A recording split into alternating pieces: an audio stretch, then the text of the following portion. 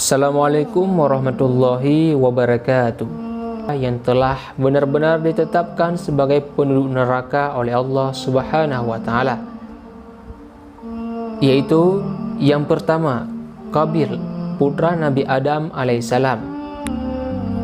Qabil adalah putra Nabi Adam alaihissalam, sekaligus pembunuh pertama dalam sejarah umat manusia. Dia membunuh saudara kembarnya sendiri, yaitu Habil. Persoalannya adalah merebut pasangan hidup yang lebih cantik dan iri hati. Kelak Qabil akan mendapat balasan neraka seperti dalam surah Al-Baqarah ayat 22. Yang kedua, Kan'an. Kan'an putra Nabi Nuh juga akan masuk neraka. Dia tidak menurut kepada ayahnya saat hidup di dunia. Yang ketiga, istri Nabi Lut. Dia menantang agama Allah Subhanahu wa taala sebagaimana dalam surah At-Tahrim ayat 10, yaitu Allah membuat istri Nuh dan istri Lut sebagai perumpamaan bagi orang-orang kafir. Keduanya berada di bawah pengawasan dua orang hamba yang soleh di antara hamba-hamba kami. Lalu kedua istri itu berkhianat kepada suaminya masing-masing. Maka suaminya itu tiada dapat membantu mereka sedikit pun dari siksa Allah. Dan dikatakan kepada keduanya, masuklah ke dalam jahanam bersama orang-orang yang masuk jahanam. Yang keempat, istri Nabi Nuh.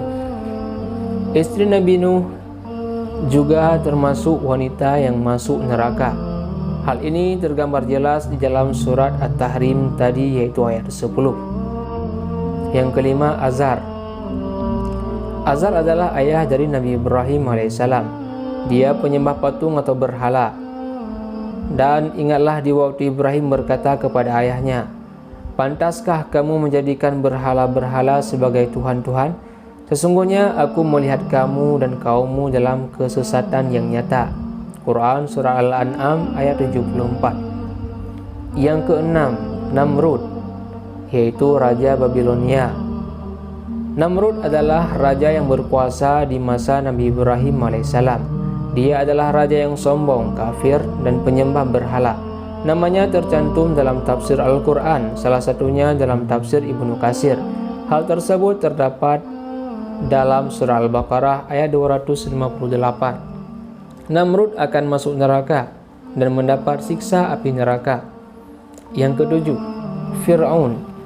Fir'aun termasuk salah satu nama yang dipastikan masuk neraka menurut Al-Quran. Penguasa Mesir itu sangat sombong dan berani melawan kekuasaan Allah Subhanahu wa taala. Kepada mereka diperlihatkan neraka pada pagi dan petang dan pada hari terjadinya kiamat. Lalu kepada mereka diperintahkan, masukkanlah Fir'aun dan kaumnya ke dalam azab yang sangat keras. Al-Quran Surah Al-Ghafir ayat 46. Yang kedelapan, Qarun. Nama yang dipastikan masuk neraka lainnya yaitu Qarun. Dia adalah sepupu Nabi Musa alaihissalam yang lupa dengan Allah Subhanahu wa taala setelah mendapat kenikmatan. Padahal Qarun sebelumnya taat beribadah dan hidup penuh keprihatinan. Dalam surah Al-Ankabut ayat 39, dia akan mendapat balasan setimpal atas perbuatannya. Dan juga Qarun, Fir'aun dan Haman. Sungguh telah datang kepada mereka Musa dengan membawa keterangan-keterangan yang nyata, tetapi mereka berlaku sombong di bumi, dan mereka orang-orang yang tidak luput dari azab Allah Subhanahu wa taala. Yang kesembilan, Haman. Selanjutnya adalah Haman, nama yang masuk neraka menurut Al-Quran. Kawan dan seorang kepercayaan Fir'aun itu tercatat dalam surat Al-Ankabut ayat 39. Yang ke-10, Abu Lahab.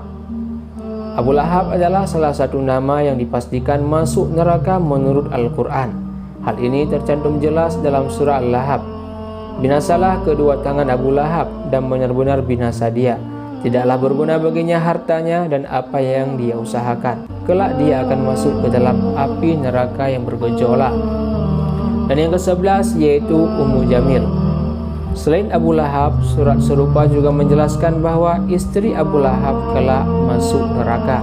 Istri Abu Lahab, Ummu Jamil, akan masuk neraka karena perbuatannya di dunia. Dan begitu pula istrinya, pembawa kayu bakar, yaitu penyebar fitnah. Demikianlah nama-nama yang telah dipastikan oleh Allah Subhanahu wa taala berdasarkan Al-Qur'an yang akan masuk ke dalam neraka. Nauzubillah, tsumma nauzubillah.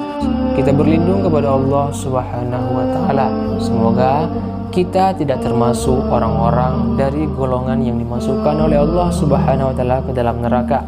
Semoga Allah memberikan keridhaan kepada kita agar kita meraih kenikmatan yang begitu luar biasa, yaitu surga Allah Subhanahu wa taala. Wallahu a'lam bishawab. Semoga bermanfaat. Terima kasih. Assalamualaikum warahmatullahi wabarakatuh.